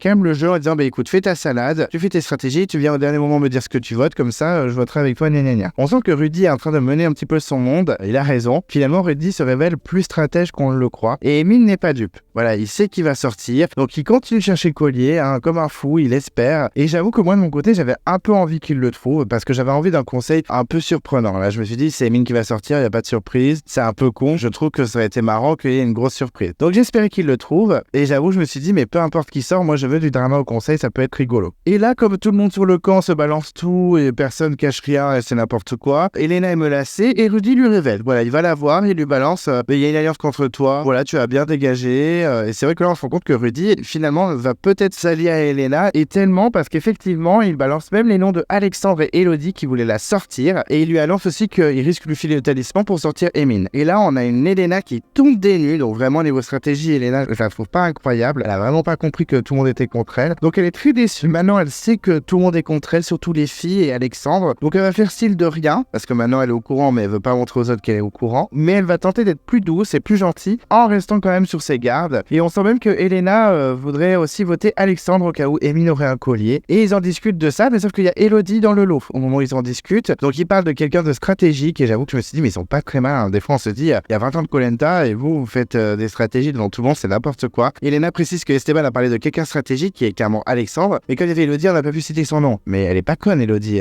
c'est très bien pour parler d'Alexandre, donc ça n'a pas de sens. Effectivement on se rend compte que Alexandre est menacé, donc j'étais un peu inquiet pour lui parce que je me suis dit ça se trouve il va sortir alors que je l'adore et ça me fait chier. Même lui sur le coup il est un peu inquiet, il dévoile même à Rudy que personne lui parle, c'est un peu le bordel et j'avoue que je me suis dit mais si Alexandre sort par surprise je vais péter un câble. Tout à l'heure je disais je m'en fous de qui c'est qui sort, je veux du drama. Non mais si c'est Alexandre je serais pas content du tout en fait. On a un petit passage chez les jeunes, petit moment rigolo où ils sont dans l'eau et ils découvrent qu'il y a des singes dans les arbres, donc ils sont plutôt excités, ils sont ils sont trop mignons, ils sont là, hystériques et tout. Et Tania est persuadée que du coup s'ils sont là c'est qu'il y a mangé, qu'il y a des bananes. Et là on a Grace qui est hystérique, des bananes, s'il y a des bananes moi je monte dans l'arbre en fait, t'as pas compris, je suis hystérique, donc c'est ça très rigolo. Et Tania veut qu'ils s'approchent d'eux, elle les trouve trop mignons et Grace lui répond mais t'es malade, mais non faut pas qu'ils s'approchent de nous, ils vont nous attaquer. C'est un même but, chacun a une vision différente de ce qui peut se passer, ça m'a fait beaucoup rigoler. C'était pour ce passage chez les jeunes. mais c'était plutôt rigolo. Chez les rouges, Émile ne lâche pas l'affaire, il cherche un collier comme un fou, il avoue que c'est épuisant, que c'est compliqué, il sent très ému et à bout, on sent qu'il veut pas partir et qu'il donne tout, il a tellement attendu cette aventure qu'il s'arrache vraiment pour trouver quelque chose, il cherche et d'un coup il trouve quelque chose, donc je t'abonne,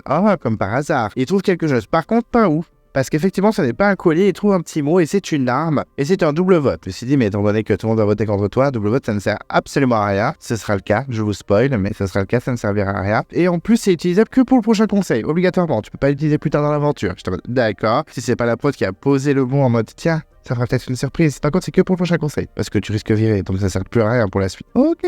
Donc il est plutôt content. Moi, clairement, à ce moment-là, je me disais que ça allait rien changer, que c'était complètement inutile. Il dédie cette trouvaille à sa famille. Ok, un peu inutile, mais d'accord. Et Émile rentre au camp, on a l'impression qu'il était attendu comme le Messie, parce que dès qu'il arrive, mais il y a Émile. Je pense qu'il a passé les dernières 24 heures dans la forêt pour trouver quelque chose, donc effectivement, il était très attendu. Et rapidement, Émile va révéler son avantage à Rudy. Est-ce que tu peux faire une plus grosse erreur encore, s'il te plaît? Rudy est dans toutes les stratégies, en fait. Rudy, il a cette petite réputation de petit rigolo sympa, hyper social, mais en fait, finalement, c'est un gros perfide qui est sur 1000 stratégies. Moi, je me suis dit, putain, mais Émile, tu ne sens pas les gens, tu es un peu perdu.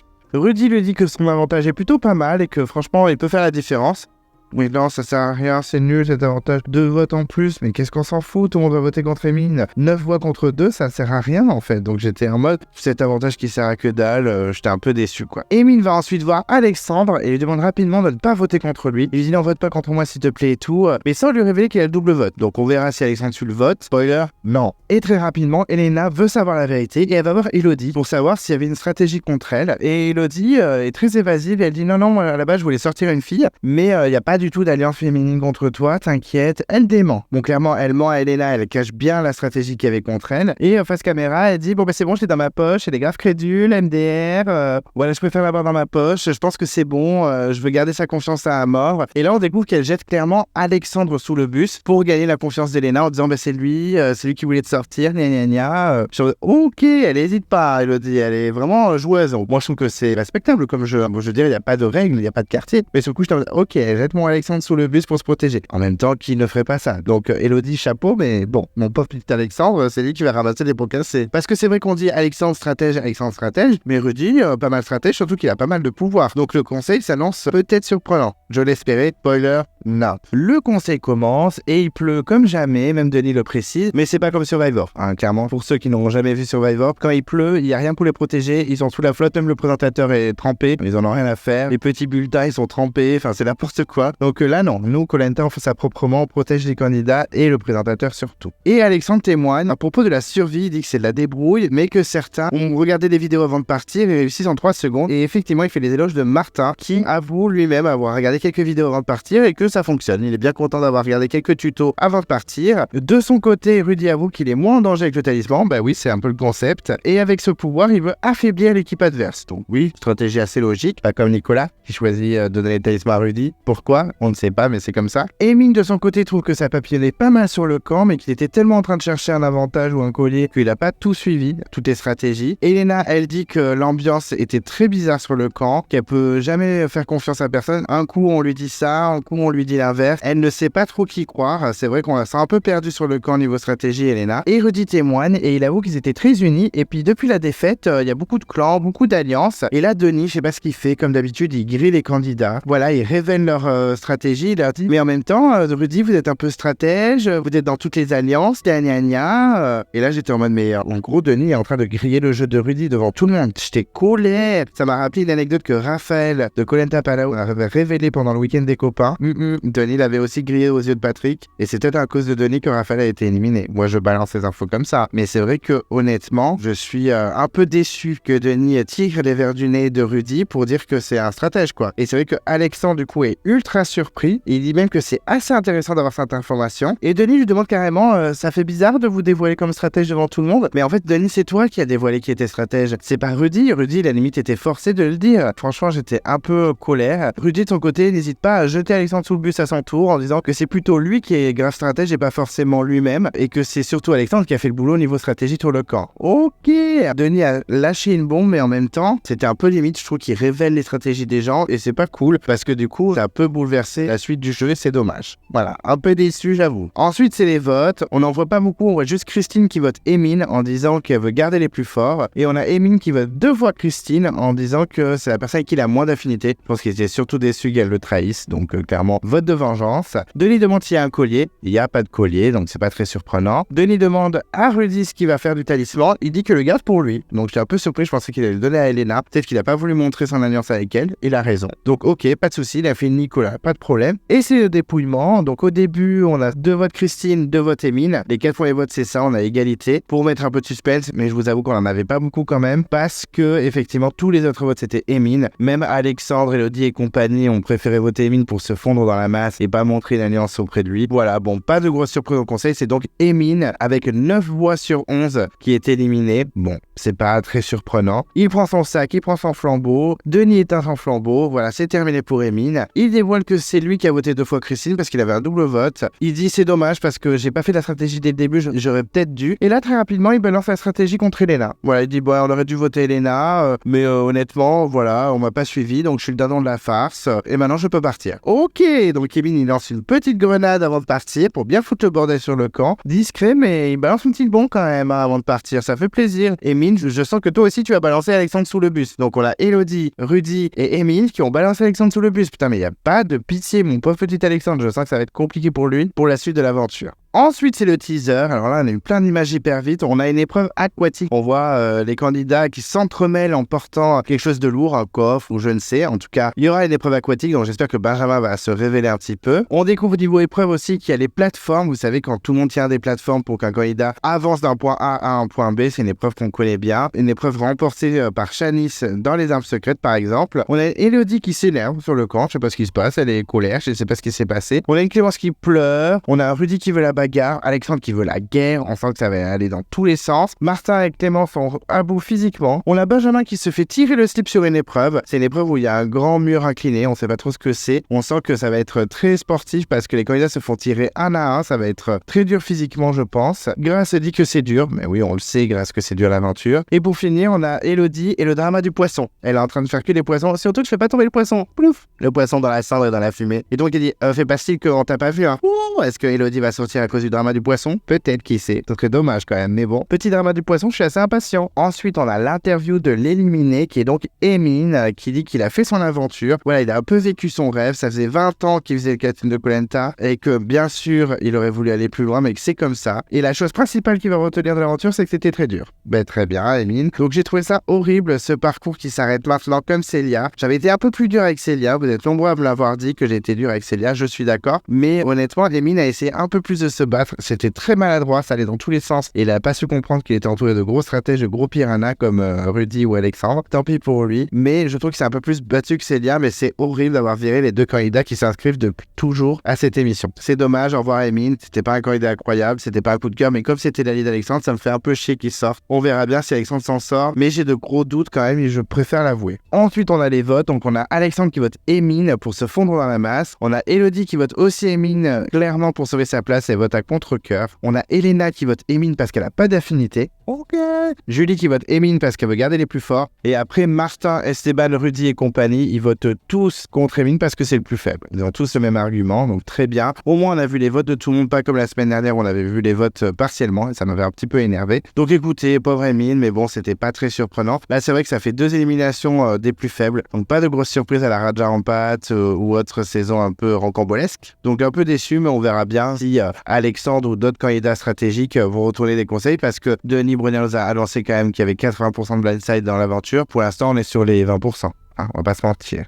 Comme dirait Nicolas. Alors, au niveau du bilan de l'épisode, alors il était plutôt sympa, mais sans plus. Pour l'instant, c'est un démarrage, je trouve, de la saison assez tranquille. Surtout au niveau des votes, on a 2 candidats assez évidents en éliminés au début. C'est des first boots pas très surprenants, même si j'avais pas pronostiqué mes first boots dans ma vidéo où je parle des portraits des candidats. Mais j'avoue que bon, Célia, Emine, c'est pas non plus hyper choc. Même si un petit blind test d'Elena m'aurait fait bien kiffer, je trouve que c'est bien qu'elle soit quand même dans l'aventure parce qu'elle peut apporter du drama. Mine de rien, c'est quand même une grosse aventurière derrière dans l'aventure, je pense qu'elle va faire des étincelles, donc c'est pas plus mal parce que Amy n'aurait rien fait de plus. Donc voilà, l'élimination pas très surprenante mais assez logique, mais du coup pas de grosse surprise, c'est dommage. Sinon les épreuves j'ai plutôt bien aimé. Honnêtement, l'épreuve de la vasque, c'est pas forcément l'épreuve que j'aime bien, là j'étais plutôt à fond. C'est vrai que le nouveau système avec la perche et les petites pièces en bois qu'on imbrique, j'ai trouvé ça plutôt stylé. L'épreuve de confort, j'ai trouvé plutôt sympa aussi. J'avoue que c'était sympa. Au niveau des épreuves, j'ai bien aimé. Les candidats aussi sont plutôt pas mal quand même. Le casting est pas trop dégueulasse. Je trouve que l'épisode était bien foutu, mais ça manquait un peu de suspense. Et il y a un petit drame avec Tania aussi, c'était plutôt cool. Avec Grace et Nicolas également. Enfin bref, c'était plutôt vivant, salé. Je me suis pas ennuyé, mais c'était clairement un démarrage tranquille. Pour l'instant, les 2 premiers épisodes sont pas mauvais. Ils sont plutôt sympas, mais il n'y a pas de grosses surprises, de gros suspense. Surtout au niveau du conseil, ça c'est un petit peu ce qui pêche dans les épisodes. Après, c'est toujours bien foutu, bien réalisé, bien monté, tout ça, il n'y a aucun problème. Il y a de très beaux plans sur les Philippines, donc ça, il n'y a aucun problème. Mais par contre, c'est vrai que voilà, ça manque un petit peu de suspense, quoi. Même l'arme secrète des mines, bon, c'était pas incroyable, on savait très bien que ça servait pas à grand chose. Par contre, c'est vrai, au niveau du casting, on va en parler tout à l'heure, je trouve qu'il y a quand même de belles surprises. C'est un point fort de la saison et je trouve que les épreuves étaient plutôt sympas. Mais c'est tout, rien de transcendant. J'attends la semaine prochaine, bien sûr. J'espère qu'il va y avoir un peu plus de drama et de surprises. Au niveau du bilan des candidats, donc on va commencer par les jeunes et on va commencer par les filles avec Clémence, qui m'intéresse finalement pas du tout. Dans les portraits, je l'avais un petit peu défendue en mode ah, va être sympa et tout. Finalement, je la trouve déjà pas très existante. C'est vrai qu'on la voit pas beaucoup, mais bon, ça veut rien dire. C'est vrai que par exemple, Géraldine, on la voyait pas trop dans Totem Maudit et finalement, elle était plutôt cool. Là, vraiment, je la trouve pas du tout attachante. Elle fait froide. Ouais, elle m'intéresse pas trop. Elle intervient très très peu. Le peu qu'elle intervient, ça m'intéresse pas. Donc, un peu déçu. J'espère qu'on la verra un petit peu plus pour la découvrir parce que pour l'instant, on voit pas grand chose. Voilà, pas foufou. Un peu déçu par Clémence. Coup de cœur, entre guillemets, parce que ça n'avait pas été un coup de cœur non plus dans les portraits. Pas du tout confirmé. Voilà, vraiment pas intéressant pour moi. Complètement osef. Voilà, j'attends de voir par la suite parce que pour l'instant, elle me transcende pas du tout. Ensuite, Grace, que j'ai un peu moins aimé que dans le premier épisode, je l'ai trouvé plutôt cool. Assez efficace sur les épreuves, hein, ça, il n'y a aucun problème. Elle dit un peu trop ce qu'elle pense, par contre, je pense que ça peut lui porter préjudice. C'est vrai que, bon, j'ai trouvé que Nicolas en faisait un peu trop en mode drama queen, mais c'est vrai que l'attaquer devant tout le monde comme ça en disant « Mais moi, je pensais que tu étais capable de faire ça, MDR », même si pour elle, c'est pas de la triche et qu'elle comprend le move de Tania, c'était peut-être un peu limite. Bon, elle connaît pas encore Nicolas par cœur, elle pouvait pas anticiper sa réaction, mais j'avoue que c'était peut-être pas très judicieux. Est-ce que, à force de mettre les pieds dans le plat comme elle fait, ça va pas lui porter préjudice par la suite? Je ne sais pas. Moi, j'aime bien ce qu'elle dégage, j'aime bien son énergie, etc. Mais attention, voilà, attention, c'est vrai que là, elle n'a pas été montrée très positivement, donc j'ai un peu peur pour elle pour la suite. En tout cas, ça reste quand même une bonne candidate à suivre, je l'aime bien. Elle reste quand même dans mon top 5 de mes candidats préférés de la saison. Ensuite, Tania. Alors Tania, je l'ai trouvée aussi intéressante que le premier épisode, c'est-à-dire pas beaucoup. Par contre, j'ai trouvé qu'elle avait un peu plus de moves stratégiques, effectivement. Déjà qu'elle n'ait pas validé le move de Nicolas en choisissant Rudy pour le talisman, parce que clairement, ça lui apporte du positif pour elle et pas forcément pour l'équipe des jaunes, c'est sûr. Et aussi en balançant à Rudy qu'elle était en danger, c'est plutôt pas mal, même si elle aurait pu être un peu plus discrète, je trouve. Mais c'est plutôt pas mal. Je trouve qu'elle est un peu plus réfléchie, mais par contre, elle m'intéresse pas forcément plus. Son bilan avec Benjamin peut être mignon, mais finalement, il est pas très intéressant. Donc nous verrons, mais pas très emballé par la Tania, même si elle est cute, même si elle est mignonne. On verra ce que ça donne par la suite, mais même si elle était un peu plus réfléchie stratégiquement, voilà, un peu osef pour le moment. Et ensuite, Laura, alors là, c'est un scandale, on la voit pas du tout, et ça m'agace un peu, parce que je pense qu'elle est hyper intéressante, cette Laura. Je pense qu'elle a vraiment quelque chose à donner. Stratégiquement, elle est un peu réfléchie, je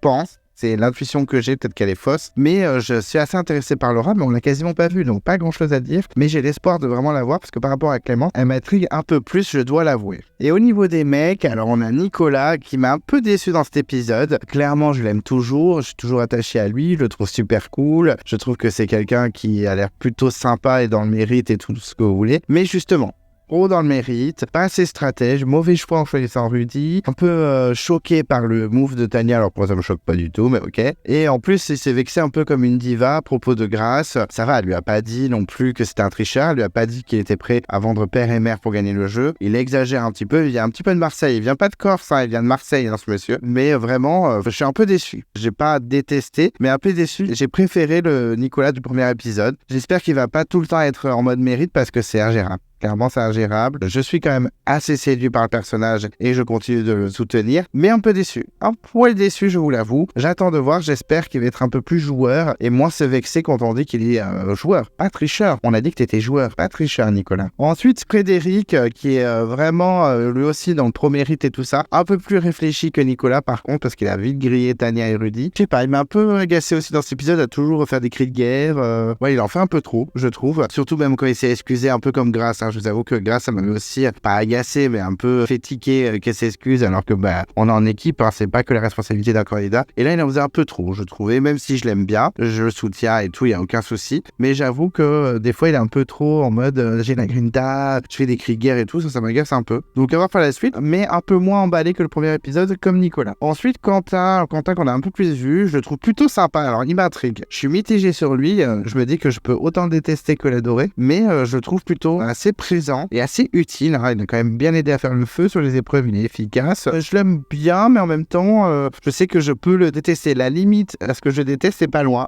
C'est un peu étrange, j'ai un ressenti très étrange sur ce Quentin. Donc à voir par la suite, mais en tout cas je trouve qu'il se donne, ça on peut pas lui enlever. On sent qu'il est motivé. Bon, le fait qu'il est poucave Tania devant tout le monde, c'était un peu hardcore, c'était pas très très cool. Après ça fait partie du jeu, mais voilà, je suis un peu mitigé sur ce Quentin. C'est je t'aime moi non plus avec. Ensuite, Gilles, qu'on a un peu plus vu, on a même vu son portrait, carrément, on a vu son portrait. Voilà, c'est pas non plus le grand amour, mais je le déteste pas non plus, voilà, il me dérange pas trop. Pour l'instant, rien à dire sur lui, il est plutôt sympa, mais je le trouve assez fade, assez lisse, voilà, pas la folie totale. À voir s'il va me surprendre par la suite, mais je suis pas transcendé non plus. Et pour finir dans l'équipe des jeunes, Benjamin, qui est un peu mieux que le premier épisode, j'avoue. J'ai été un peu plus séduit, je l'ai trouvé plus intéressant, il a un peu parlé de sa vie. Voilà, la frustration du kit de pêche, j'ai pas trouvé ça bien parce que ça m'amuse pas qu'il soit frustré, mais j'ai trouvé qu'on avait vu un petit peu un côté de lui un peu plus fragile, j'ai trouvé ça sympa. Il se bouge un peu plus, on a l'impression que les épreuves, il s'était vraiment donné. Donc moi, ouais, un peu plus ce feeling avec Benjamin, un peu comme Tania. C'est vrai que j'ai dit que c'était un peu comme la semaine dernière, mais c'est vrai que Tania est un peu plus joueuse que la semaine dernière, un peu plus stratégique. Donc écoutez, peut-être que le binôme que j'ai un peu clashé la semaine dernière finalement se réveille un petit peu. Moi là ça va, Benjamin j'ai pas adoré, mais j'ai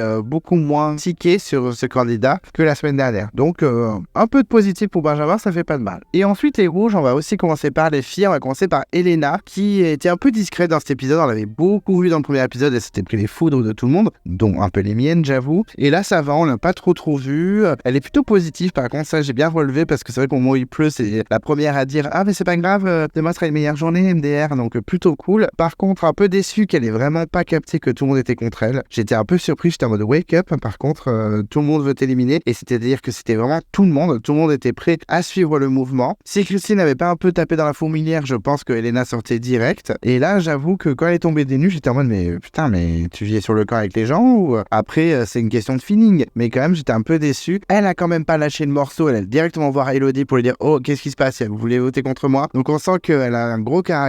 Je sens que Twitter va encore s'enflammer sur elle quand elle a dit moi j'ai une super hygiène de vie, je dors 8 heures par nuit. Alors je suis sûr que ça a été mis au montage pour qu'elle se fasse détruire sur Twitter en mode Clémentine, c'est sûr. Mais bon écoutez, moi j'ai relativisé, j'ai pris du recul. Je trouve que c'est pas forcément une candidat super attachante, c'est clairement pas mon coup de cœur, je vais pas mentir, mais c'est vrai qu'elle est un peu plus positive, on sent qu'elle vit l'aventure à 100%. Et c'est vrai que bon, le seul truc qui m'a un peu agacé chez elle dans cet épisode, c'est qu'elle comprend pas qu'autour d'elle que tout le monde veut la sortir quoi. Ça c'est un peu dommage. Heureusement que Rudy, enfin heureusement, ça m'a agacé, mais heureusement que Rudy l'a un peu secoué en mode mais il faut te réveiller parce que tout le monde veut t'éliminer. Donc enfin bref, on verra ce que ça donne par la suite. Je sais pas si elle va loin ou pas, on verra bien. J'aurais bien aimé un blindside d'Elena, pas parce que c'est Elena mais parce que j'aurais aimé que le conseil soit surprenant, ce qui n'a pas été le cas, c'est dommage. Mais en tout cas à voir par la suite, peut-être qu'un jour je vais l'aimer, qui sait. Ensuite Anne-Sophie qu'on a quasiment pas vu dans cet épisode, on l'avait un peu plus vu dans le premier épisode. Là voilà, on n'a pas vu grand chose, pas grand chose à dire. Moi je la trouve plutôt sympa, j'ai pas de haine contre elle, plutôt tranquille quoi, un peu comme Gilles. Pour l'instant, peu pas fade mais un peu lisse. On la voit pas beaucoup. Dans le premier épisode, on l'avait un peu plus vue. Bon, c'était toujours pour tailler Elena. Là, c'était un peu plus discret. Je pense par contre que c'est une personnalité, qu'elle a une forte personnalité, mais qu'elle est pas mise en avant au montage. C'est dommage parce que le peu de fois où elle avait parlé dans le premier épisode, elle était plutôt rigolote. Là, on l'a quasiment pas vu. Donc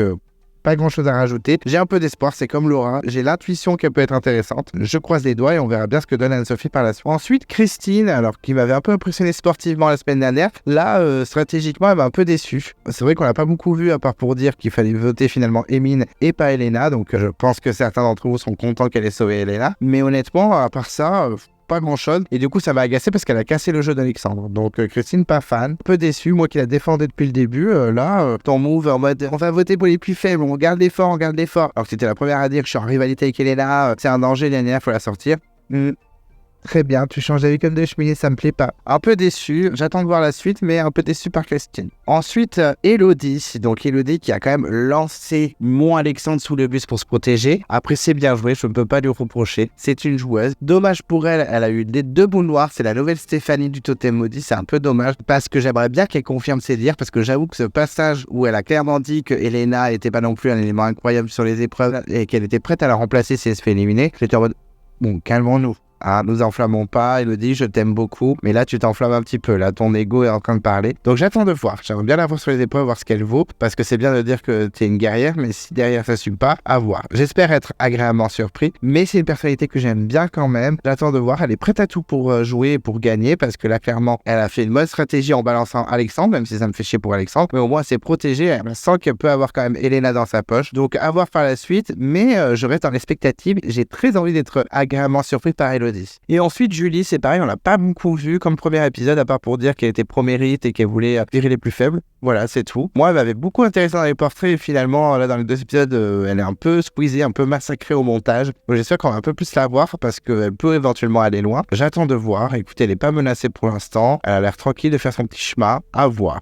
Écoutez, je suis curieux, mais pour l'instant, je reste sur ma faim. Et ensuite, les garçons rouges. Donc, on commence par Martin, qui avait eu un premier épisode assez incroyable. Il était bon sur tous les sujets. Et là, c'est vrai qu'on a beaucoup voulu râler quand même, hein, entre le bouton de fièvre, les gens qui font pas le feu, les gens qui font rien, le fait qu'ils se fassent mal, etc. Beaucoup râlé, beaucoup râleur. On avait Alexandre comme râleur, mais là, on a eu Martin, hein, clairement, on ne va pas se cacher. Franchement, voilà, j'ai bien aimé quand même. C'est une bonne personnalité. Je pense qu'il peut aller très très loin. Mais c'était un peu moins fou que le premier épisode. C'est vrai que le premier épisode, c'était la star de l'épisode. Il avait été incroyable sur tous les tableaux. Là, un peu moins. Il était plus en mode je fais des coups de gueule, etc. Il a voulu faire une petite alliance avec les garçons pour sauver Elena. Plutôt pas mal. Il réfléchit quand même au jeu. À voir par la suite. Mais j'avoue que j'aurais aimé un peu plus de Martin. J'en attends plus. Je lui donne les encouragements et j'attends de voir la suite. Ensuite, Rudy qui a pris énormément de place dans l'épisode. Clairement, c'est un potentiel gagnant. Je balance. Moi, je pense que Rudy peut remporter l'aventure. Donc, retenez cette phrase. Imaginons qu'il gagne. Clem Coco l'aura dit dès le 2e épisode. Je me spoil dans rien du tout.